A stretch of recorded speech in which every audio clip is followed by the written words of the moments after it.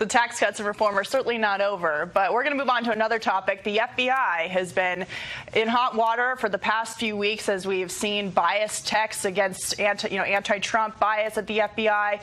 What is the status of the investigation from the House? You're on the Oversight Committee, you're on the Judiciary Committee in the House. What is going on now with that scandal?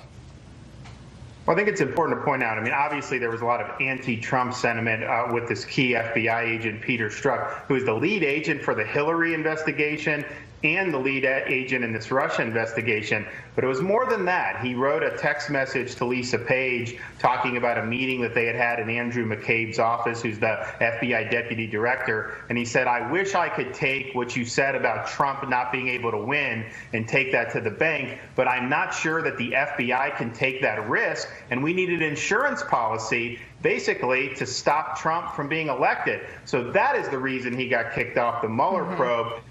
And so the question is, what was that insurance policy? Most of us on the committees at this point go back to that Steele dossier that was paid for by Hillary and the Democratic Party to dig up dirt on Trump. There's a lot of fake news in there, false claims. Nevertheless, the FBI took cognizance of that dossier at some point. We're trying to figure out whether the FBI paid Christopher Steele for that, and then whether the FBI used any of that to get surveillance over Trump associates.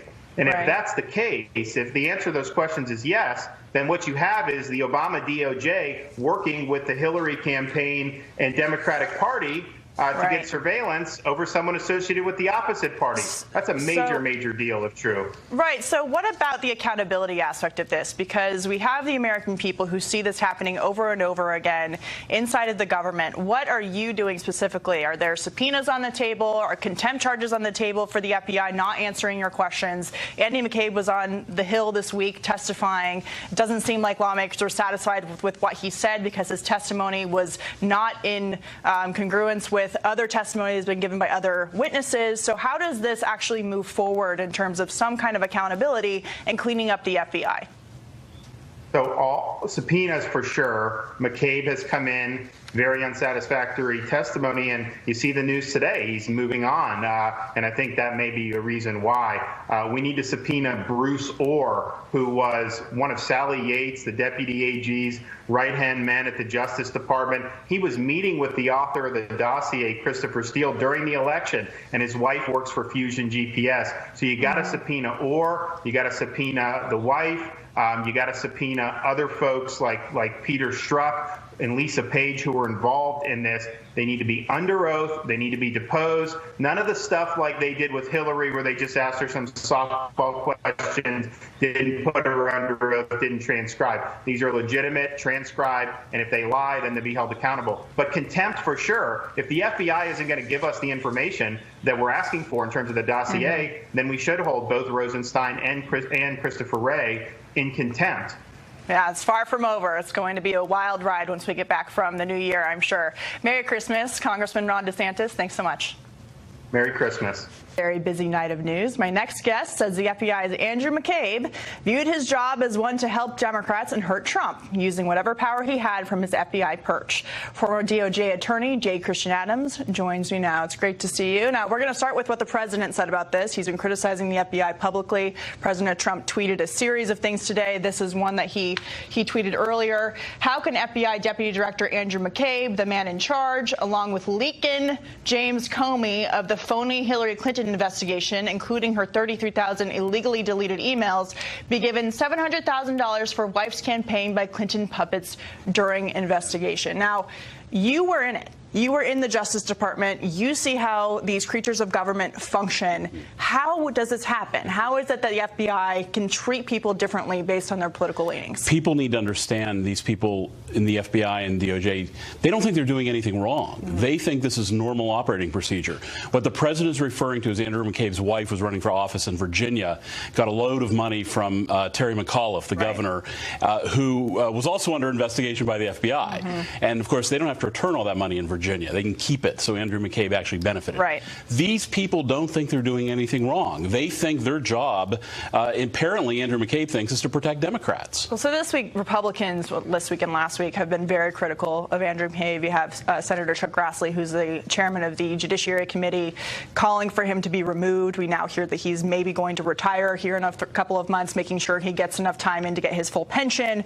So Republican criticism seems warranted based on what we know so far. Right, but he's still there. And best of all, Katie, he's in the HR department at the FBI where he can replicate himself. You know, I mean, they move people to HR instead of moving them out the door. But that's part of the problem is you have McCabe, you have Rod Rosenstein, who doesn't stop any of the leaks inside the Mueller investigation. He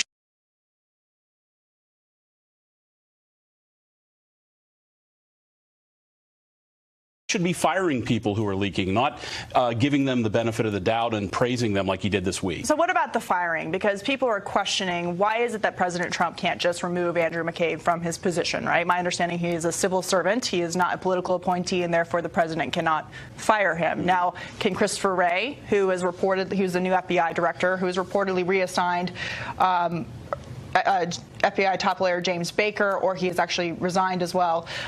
Is Christopher Wray able to do something about this problem in the FBI? Is he trying to clean house? Wray is, but so are a lot of other people. And really the problem stops with Rod Rosenstein. Rod Rosenstein, who's the Deputy Attorney General after Sessions recused himself, he has a whole host of deputies who work for him who are giving cover to these FBI people. Anytime this gets brought up, Rosenstein and his deputies push back. They defend McCabe. They defend the FBI. So the problem is both at the FBI but also inside the DOJ. So there's nothing that the president can do. Should the president be getting involved? Is it consequential for him to be tweeting about it? Does that hurt the Inspector General's investigation into the bias at the FBI, or is it best that he just kind of stays out of it? Look, I think it's good that we finally have a president who fights back against these bureaucrats, because these bureaucrats have been getting away with it for a very long time. Finally, somebody's paying attention. Thank goodness they're at 1,600. Well, what about the bureaucrats, though? Because the frustration, as I talked about in the first block with Congressman DeSantis, is there never seems to be any accountability.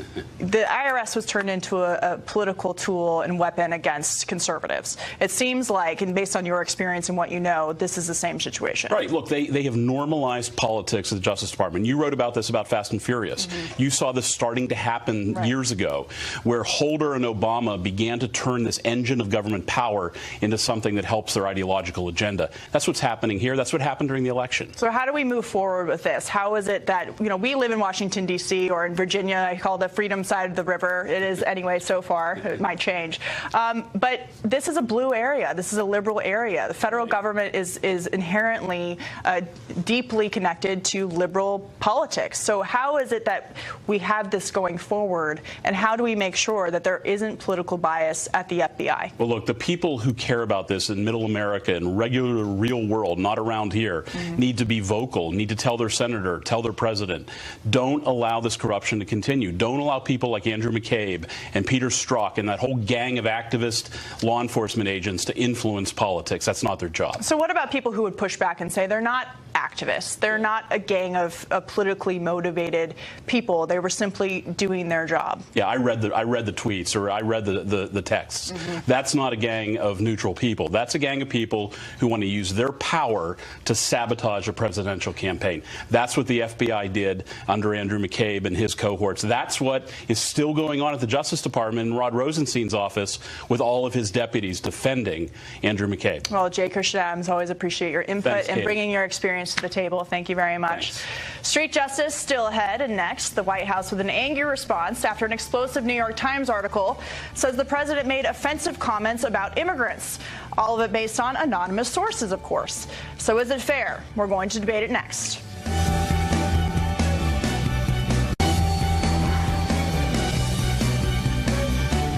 Developing tonight, the White House denying a New York Times report citing anonymous sources that say President Trump spoke about immigrants, specifically groups from Haiti and Africa, in a derogatory way. The comments allegedly came during a June meeting with top administration officials. Only the White House says it didn't happen, responding, quote, General Kelly, General McMaster, Secretary Tillerson, Secretary Nielsen, and all other senior staff actually in the meeting deny these outrageous claims, and it's both sad and telling the New York Times would print the lies of their anonymous sources anyway. Here with reaction to this and much more, former Obama campaign foreign policy advisor David Tafuri and GOP strategist Ned Ryan. Well, Ned, here we have another New York Times story with a bunch of anonymous sources alleging that the president used the words AIDS to describe people living in Haiti and Huts to describe refugees or immigrants from Nigeria. What do you have to say about this? Well, Katie, I mean, this is hardly surprising. Here we go again. The opposition party at work. Again, the White House is denying. It's another anonymously sourced piece that is another sad attack on Donald Trump. But, Katie, I think we're going to see more of this. We're going to see this increase as time goes along because, listen, their Russian collusion fairy tale is falling apart. Mm-hmm. The wheels are coming off the Mueller investigation. You see the economy surging. You see the markets surging. Trump's actually closing out a very strong first year despite a lot of different attacks. And the mainstream media, I think, starting to get a little bit more desperate. I mean, this guy wasn't supposed to win in the first place, Katie. Now he's actually succeeding. Wasn't he supposed to be impeached by now, according to some of them? Dear God, he's actually succeeding. And you see this liberal elite fury rising that those damnable peasants won't listen to us anymore. And I would tell the mainstream media, you know what? Get used to disappointment and get used to another 7 years of Trump because it's going to happen. David, what's your reaction to another New York Times story throwing out these very aggressive allegations and without any on-the-record sources to back them up? I hope your viewers will read this story because it paints a really troubling picture of the White House, and it's based on two sources who were in the meeting, and anonymous. Both of those sources... Anonymous. Yeah, they're anonymous because they get fired. Put your name on the record. Because they get fired if they said who they were. But they also contemporaneously told other people about these comments, and in the story itself is based on dozens of interviews that the New York Times did. And the New York Times knew that they was going to get a lot of pushback on this story, so it brought it up to its top editors. It evaluated the story, and you can be sure it's standing behind the story. Of course, we have libel laws, we have defamation. If anyone thinks the story is not true, they can bring an action against the New York Times. The president's not going to. I bet that's not going to happen because it hasn't happened yet. Happen. Well, you know what? The president is not going to. No. Let's move on to a different topic. The president is not going to bring a lawsuit against the New York Times because he'd be suing them every single day. However, let's move on to another topic. Last week, Attorney General Jeff Sessions officially announced an investigation into the handling of the Uranium One scandal under Barack Obama and Hillary Clinton. Ned, is this a good idea? Where is this going to go? Of course it is. It's about time. I mean, I have a lot of questions. I wrote a piece actually for Fox News Opinion back in October. This deal was done in an expedited fashion. The CFIUS voting members, they got the paperwork in the first week of August of 2010. It was approved October 22nd of 2010. And there were deals, Katie. This was approved faster than a lot of the mergers between two U.S. companies that were approved by the antitrust division inside Obama's DOJ. Why was it expedited? The other question, Katie, is why were we giving away uranium when we actually have to import 89% of the uranium that we use? The other question I think needs to be answered is, we knew, some of the CFIUS voting members knew, there was a bribery attempt by the Russian government of U.S. executives in the uranium industry, and they still went ahead and approved this issue. And the last one, the $145 million question, Katie, is what is the relationship between the Uranium One deal and the Clinton Foundation? Was our Secretary of State at that time influence peddling and actually using her position for personal gain and putting it ahead of our national security interests? So, David, on that note of national security, given your experience and your advising to former President Barack Obama, if Democrats are so worried about Russia being an influence in the world and being an enemy of the United States, which they are, by the way, why would Hillary Clinton sit on this board of directors, essentially, while having this conflict of interest at the Clinton Foundation, the Global Initiative, and approve the sale of uranium to Russia through another company? It's important to get some of the facts straight. It's not a board of directors. CFIUS is a U.S. government committee that approves of mergers and acquisitions that will affect national security. There are 9 heads of U.S. government agencies on that committee. So there was no way that Hillary Clinton on her own could have dominated that committee. And any one out of the 9 can stop a deal. All 9 voted in favor of this deal. So it's important to get the facts right. Now, this is about 7 or 8 years old. It's been investigated before. If there's new evidence, like this informant, it should be You know what, Ned, let me finish. Let me ask you another question. It should be investigated, and if anything else comes up, then we should investigate it further. But so far, Sessions has refused to put in place a special counsel because there isn't sufficient evidence for there to be a special counsel. Well, David, let me jump in. David, let me jump in here. All of this is